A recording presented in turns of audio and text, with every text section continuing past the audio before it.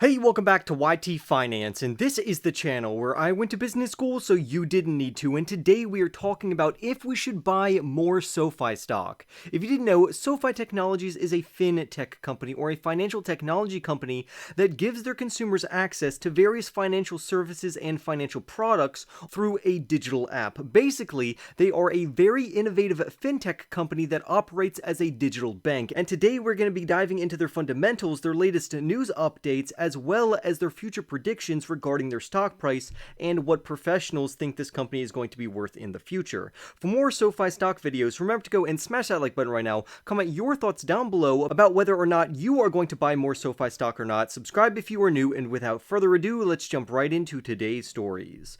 So first, I'm going to say that it really depends on whether or not you should buy more Sofi stock. This is going to come down to your investing style, whether or not you are already over allocated, how much risk you want to take on, which means how much risk tolerance you have for this particular company, and how fundamentally solid your portfolio is, on top of how diversified you are in your investments. All of these things are going to help you determine whether or not you should buy more Sofi shares or not. Now, for me personally, I am just holding Sofi Technologies because I've already allocated around 4% to Sofi Technologies, and to me that is a good position. I probably will eventually go back up to a 5% portfolio allocation, but my investing style and my risk management policies don't allow me to invest more than a 5% initial allocation into any single growth company. The majority of my wealth is in index funds as well as ETFs. But without further ado, let's jump right into this article that we're going to analyze. Right now, the Sofi share price trades for around $5.76,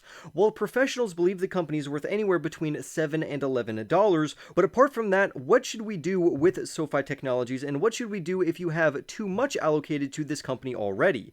This normally happens to investors who jump in too early on a hype stock, which means that they are investing into a company when it's at its peak valuations or its all-time highs. And for new starter growth companies, you don't want to get stuck floating that bill, because normally companies, particularly growth and technology companies, surge originally in their stock price based off of hype, but later they pull back dramatically, and that's when you actually want to build a position in this company. So if you already have a very high average stock price to Sofi Technologies, you want to actually consider whether or not lowering and averaging down your average cost basis for this company is worth it or not, because it could potentially overexpose you to the company.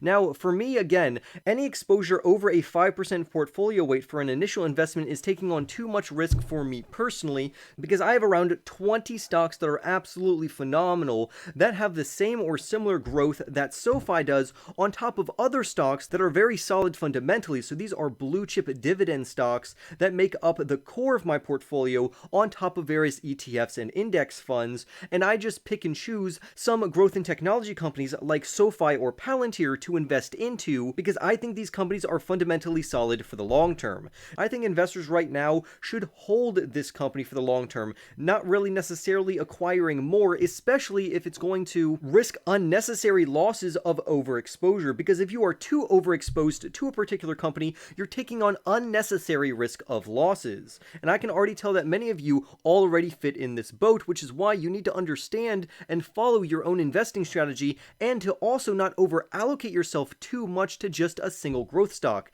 That takes on a lot of unnecessary risk, and that is not the way you build wealth over the long term. However, with that being said, let's just talk about Sofi as a company, so we can dictate where the stock price will be headed over the long term. For me personally, I plan on carrying my 4 to 5% allocation to this company regardless of the stock price. Even if it drops down to $3 per share, I still plan to hold this company for the next 5 to 10 years, unless something absolutely catastrophic happens. And that's just the type of investor I am. I will have an initial allocation into a company, and then I will start researching other companies while I leave this particular company just to appreciate over the long term. I'm not concerned with the short-term news updates for this particular company, because I think their long-term growth and fundamentals are completely intact.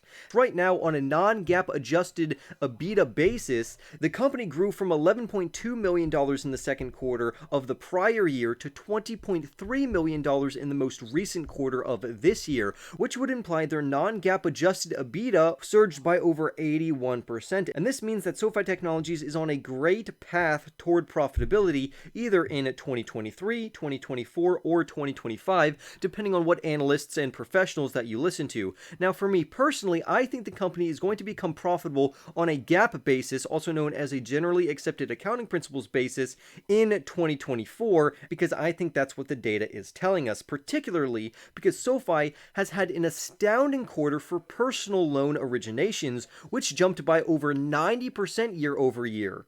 It literally jumped from $1.294 billion in quarter two of 2021 to $2.472 billion in quarter two of 2022. And this is great news because it means despite a high inflation economy as well as rising interest rates, these could actually help SoFi Technologies because it communicates to us that consumers are being drawn towards SoFi Technologies for their very cheap interest rates compared to their competition, and rising interest rates, like I said last video, is actually going to help out various financial institutions who get to somewhat soften the blow because they get to adjust their own interest rates to stay competitive with the overall market. So rising interest rates are not going to impact them as negatively as it will other companies that have loads of debt on their balance sheet, because SoFi and other banks and even fintech companies can increase their own interest rates to offset any losses that they experience from a rising interest rate economy and an economy that has high inflation.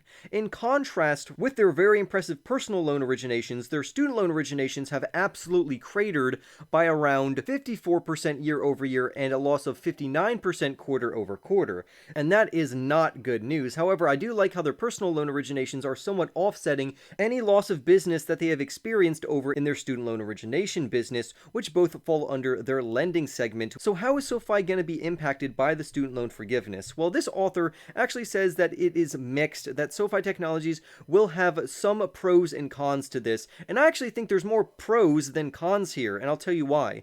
Even if the student loan forgiveness goes through, where former students who have debt who make less than $125,000 could be eligible for $10,000 worth of student loan forgiveness.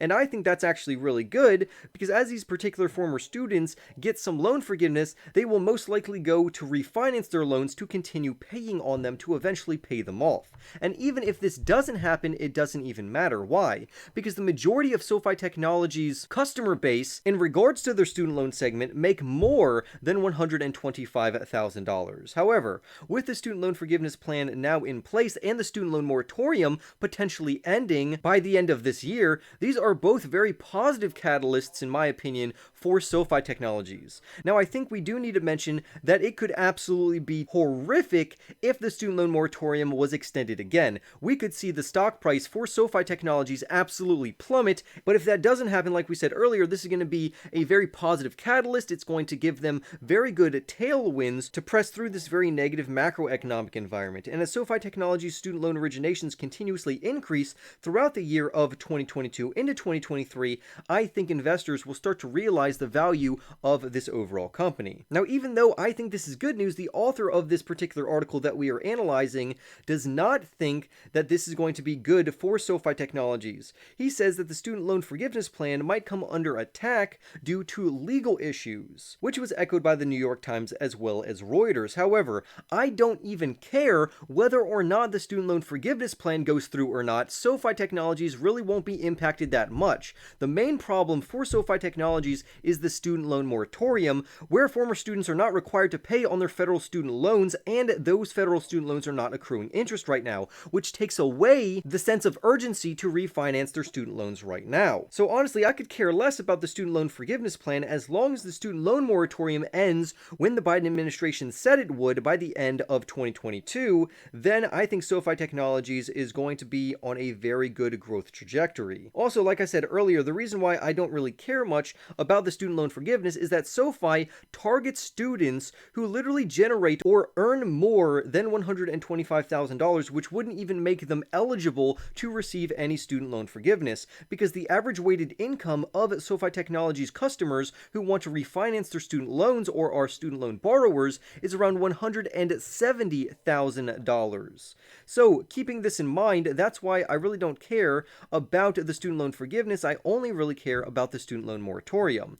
Now, another good point that's been brought up is, will the student loan forgiveness impact the economy? This author basically says no, it really won't impact the economy, but I think it will in some instances. For instance, right now, as investors aren't paying on their student loans, they have some extra cash, which they are using to go on vacation or to buy certain items. They are not being smart right now by paying down high interest debt, and this means that this is actually accumulating accumulating an even worse inflation problem. However, once the student loan moratorium ends and they will be obligated to start to pay back their student loans, this is going to lower the overall spending in the economy, which will lower overall inflation, and I think will actually reflect very positively on the economic environment. However, the author of this article doesn't think that it's going to have a meaningful impact on the US economy, but I really would need to know what he means by a meaningful impact, because I do agree with him, it's going to be on a much smaller scale. So is SoFi's price forecasts very positive right now? Well, the consensus numbers, price estimates, price targets, and projections for the stock price are actually pretty solid,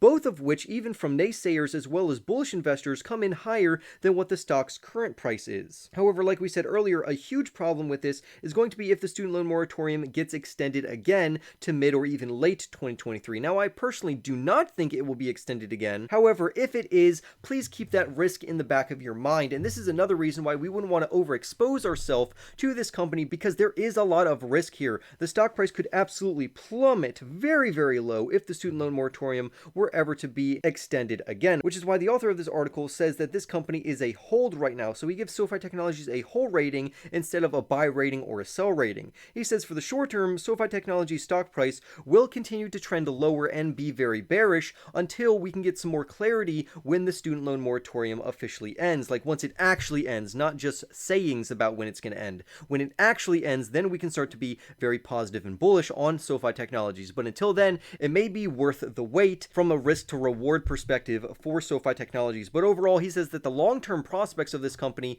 are still intact, but we are going to have to see what the short term has for us. I also want to bring up two other articles that highlight 3 growth stocks to buy hand over fist in September. And on both of these lists, they highlight Sofi Technologies SOFI stock. And I do tend to agree with these authors, saying that I like that they are putting Sofi Technologies on various investors' radar. However, I'm going to more lean toward the hold rating instead of a buy rating. But again, like we said in the beginning of this video, it's really going to depend on when or how allocated you are, or what your investment style is, or how comfortable you are taking on risk, and if you are doing it properly.